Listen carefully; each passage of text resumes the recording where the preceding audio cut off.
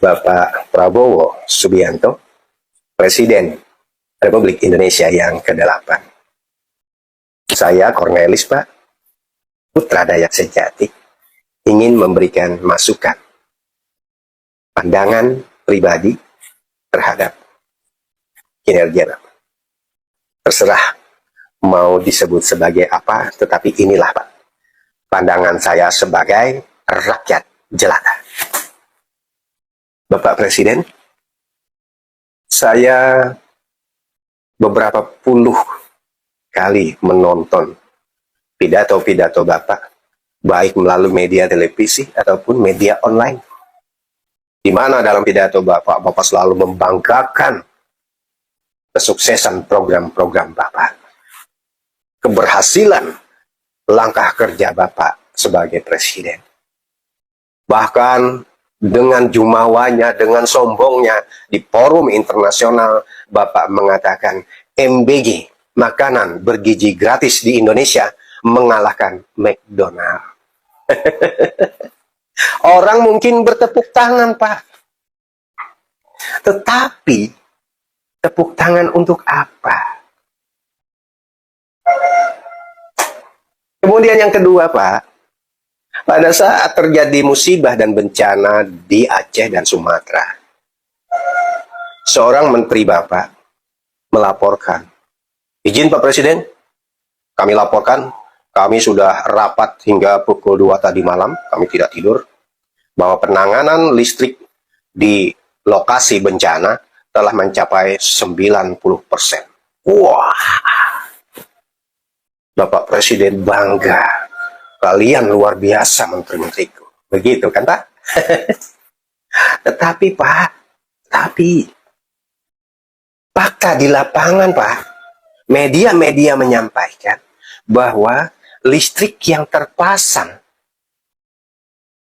di daerah bencana belum mencapai 50%, Pak. Jadi apakah ini juga termasuk bahwa Bapak dikibulin anak buah? Nah, itu contoh-contoh langkah kerja Bapak yang Bapak selalu banggakan dan memuji diri sendiri, Pak. Kemudian, Pak, dari kacamata pribadi saya, Bapak hanya ingin duduk di kursi kekuasaan untuk kepentingan keluarga, kerabat Bapak, dan oligarki. Bukan untuk mensejahterakan rakyat, bukan untuk kepentingan rakyat Indonesia. Itu saya lihat dari cara Bapak merangkul TNI dan Polri, memberikan kesempatan untuk ikut di dalam proyek besar di Republik ini. Bapak berharap dengan merangkul TNI, pejabat-pejabat tinggi TNI, maka kursi kekuasaan Bapak aman, terlindungi. Karena mereka adalah institusi-institusi bersenjata yang bisa memerintahkan anak buah untuk menjaga Bapak. Bapak betul-betul mengikuti cara Presiden kedua Republik Indonesia, Soeharto, yang merangkul, mengendalikan TNI, ABRI pada masa itu, Pak, sehingga berhasil menjalankan kekuasaan selama 35 tahun. Bapak ingin meniru itu di zaman sekarang, sehingga ada program-program besar yang menyedot dana negara untuk pembangunan demi menjaga kursi kekuasaan yang Bapak duduki. Bapak Presiden, saya mengajak Bapak kilas balik. Saya mengajak Bapak untuk mencermati, memikirkan lebih dalam apa yang terjadi di tahun 1998. Kekuatan bersenjata, Pak, tidak mutlak bisa menjaga dan melindungi kursi kekuasaan Bapak. Ada banyak contoh sekarang, Pak, negara-negara yang runtuh ketika rakyat bergerak. Ketika kekuatan rakyat bersatu. People power. Ada Nepal, ada negara-negara lain, Pak, yang hancur dalam dekade ini. Karena itu, Pak, yang perlu Bapak pikirkan dan jalankan adalah bagaimana bisa menarik kepercayaan rakyat.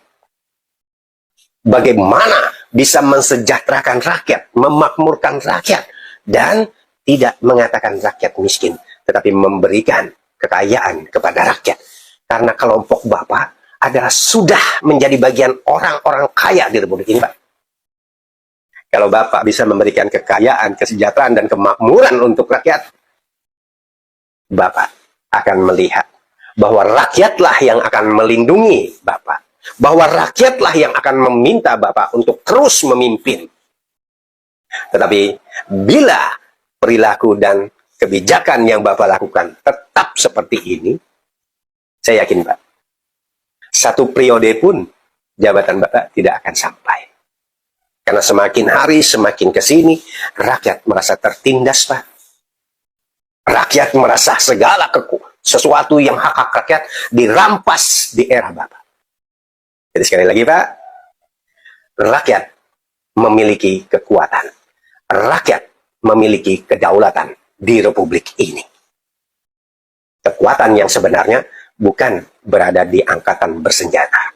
Tetapi kekuatan yang sebenarnya berada di kami, rakyat jelata, Pak.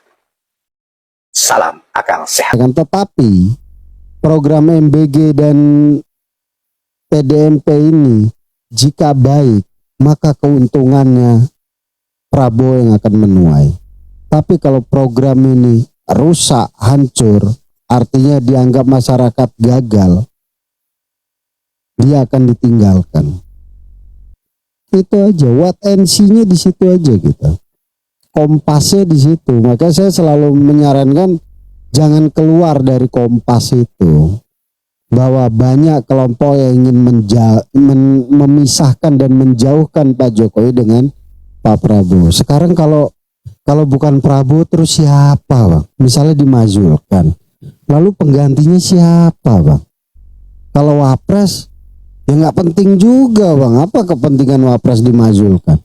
Tapi kalau Prabowo terus yang naik Ganjar gitu, Anies gitu, tambah rusak, Bang. Karena tidak ada satupun orang yang dianggap paling layak. Ada Pak Jokowi, tapi dia sudah tidak mungkin. Gini loh, Bang, MBG ini aku juga kaget, Bang. Dari 25 anggarannya 72 triliun. Sekarang tiba-tiba melompat 4 kali gitu loh. 5 kali malahan. 72 menjadi 335 ya.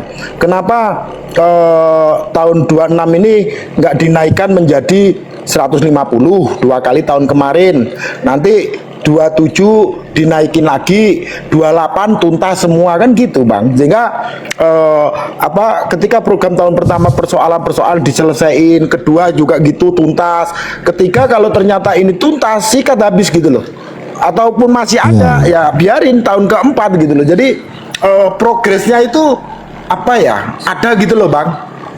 Persaan linear gitu loh, jangan eksponensial ngelompat gitu, takutnya berada di puncak nanti drop ke bawah gitu.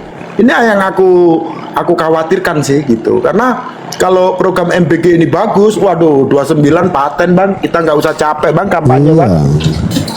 Makanya Terus sama koperasi merah putih ya harusnya kan gimana itu dicari pakar lah yang memang ahli di situ supaya ini jalan. Misalnya ya kita pakai aja lah ke 20.000 desa dulu atau 10.000 desa, tahun depan 30.000, tahun depan lagi gitu loh. Jadi sehingga nanti penilaiannya itu linear gitu loh, persamaannya, jadi nggak eksponensial yang membahayakan kalau menurut aku gitu. Jadi makanya aku lihat Pak Prabowo harus ada orang-orang ahli fisika dan matematika gitu. Jadi metodenya kan bisa menggunakan kuantum gitu. Kuantum itu yang sangat weird ya, sangat fleksibel gitu loh.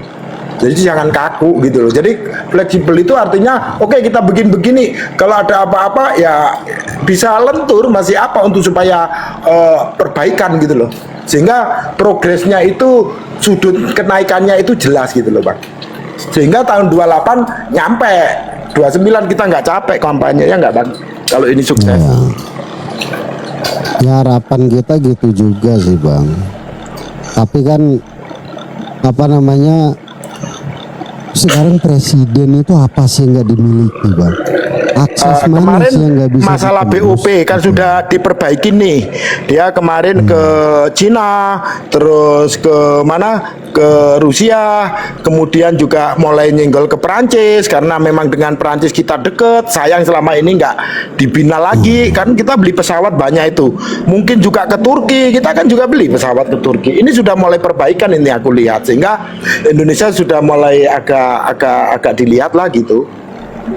Iya, artinya presiden ini kan punya akses full di republik ini Bang. Artinya dia mau melakukan hal apapun, tentu dia punya fasilitas itu. Mau memanggil siapapun, ya pasti mereka presiden ini punya wewenang penuh ya, punya wewenang penuh. Tapi kita lihatlah, artinya tiap orang itu kan ada karakter, setiap masa itu ada orangnya, setiap orang ada masanya. Saya ini sebenarnya masih meraba Bang catur politiknya Prabowo ini Bang, karena nggak seperti Pak Jokowi ya, artinya penuh dengan kode. Kalau Prabowo ini kan beda. Kalau gini loh, istilah tadi yang dibilang ilmu fisika matematika itu, kalau Pak Jokowi itu setiap pernyataan dan statement politiknya itu harus dipecahkan dengan dengan satu ini loh, harus dengan tafsiran dan wacana politik yang paham betul gitu. Tapi kalau Prabowo ini kan enggak. Kalau menurut aku bukan gitu sih Bang. Pak Jokowi itu menerapkan teori kuantum Bang. Artinya gini, setiap kebijakan yang dia ambil itu tidak pernah kaku. Artinya kaku bahwa keputusan itu tidak 100%. Dia menyisakan ruang untuk fleksibilitas Bang. Ketika perjalanan ini ada faktor-faktor lain, variabel yang nggak ada, jadi bisa masuk gitu loh. Itu hebatnya Pak Jokowi kalau menurut aku. Iya, makanya jadi menerjemahkan seluruh ini Pak Jokowi itu harus melalui yang pemrograman itu, dia itu ada pemecahan kodenya gitu loh, ada cara pemecahan, dan setiap orang itu menafsirkan seakan-akan dia menafsirkan itu benar menurut dia, si B juga benar, di kita juga menganggap nanti begini Pak Jokowi, ternyata beda lagi belokannya Bang. Kita harus hati-hati. Kalau Prabowo kan enggak, dia gamblang. Jadi Pak Jokowi itu sangat liat Bang, sangat lentur dia Bang. Sehingga ketika ada sesuatu yang dalam perjalanannya kemudian ada informasi terbaru masuk itu sangat lentur dia, sehingga dia bisa saat itu juga memperbaiki dan meluruskan tadi gitu loh, hal-hal yang menurut dia saat keputusan diambil tidak mempertimbangkan kejadian di depan walaupun sudah direncanakan. Jadi siap, makanya itulah yang aku katakan dia menggunakan metode fisika kuantum. Ya, disitulah perbedaannya yang membedakan antara Pak Jokowi dengan Prabowo. Jadi kalau Pak Jokowi itu harus dengan pemecahan kode sandi gitu loh.